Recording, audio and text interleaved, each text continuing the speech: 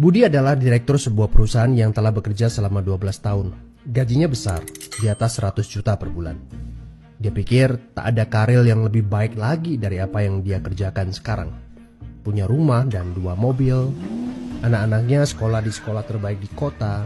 Tiap weekend pergi jalan-jalan sekeluarga, shopping, makan di restoran yang enak, dan setiap tahun bisa berlibur 2 kali ke luar negeri. Wow, kehidupan yang nyaman sekali. Tiba-tiba krisis melanda. Perusahaan tempat dia bekerja bangkrut dan Budi kehilangan pekerjaan. Dunia terasa gelap. Karir yang dia bangga-banggakan selama ini lenyap seketika. Yang menjadi masalah, selama ini Budi tidak pernah berpikir untuk memulai bisnis sendiri. Dia pun tak memiliki dana investasi ataupun aset. Budi berpikir, tenanglah, bulan depan bakal terima 100-an juta lagi kok. Gak semua orang harus jadi pengusaha. Jadi karyawan seperti saya juga bisa kaya dan hidup enak. Benar kata pepatah ini. The enemy of great life is a good life. Dia tak menyangka bakal terjadi krisis seperti ini.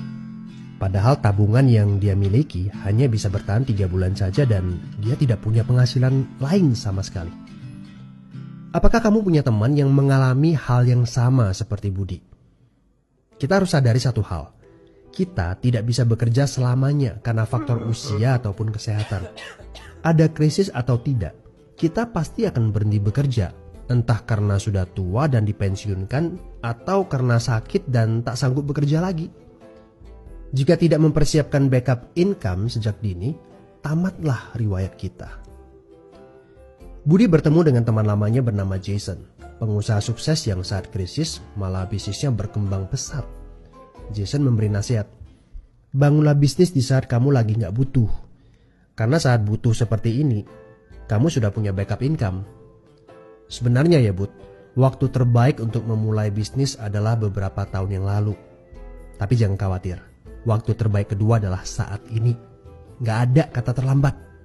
Dari pengalaman Budi, kita belajar bahwa penghasilan yang besar saja tidak cukup jika itu sangat bergantung kepada pekerjaan kita. Sekali kita berhenti bekerja, penghasilan pun ikut berhenti. Pernahkah Anda berpikir bahwa ada konsep yang lebih baik? Perhatikan ini. Kerja untuk membangun aset produktif untuk mendapatkan income. Saat kita nggak bisa bekerja lagi, aset produktif ini akan memberikan passive income. Jadi, jika kamu punya kesempatan untuk memulai bisnis saat ini, pastikan bisnis yang kamu bangun bisa menjadi aset produktif yang memberikan passive income. Kamu harus punya goal beberapa tahun ke depan bisnis kamu sudah bisa jalan sendiri tanpa kamu. Ini namanya autopilot. Apa boleh buat? Krisis memaksa kita untuk berpikir panjang. Tidak cukup hanya sekedar penghasilan besar saja. Setuju? Tapi bagaimana caranya? Apakah ada bisnis yang autopilot? Jika kamu jeli, ada bisnis yang memiliki sistem yang dirancang untuk berkembang sendiri.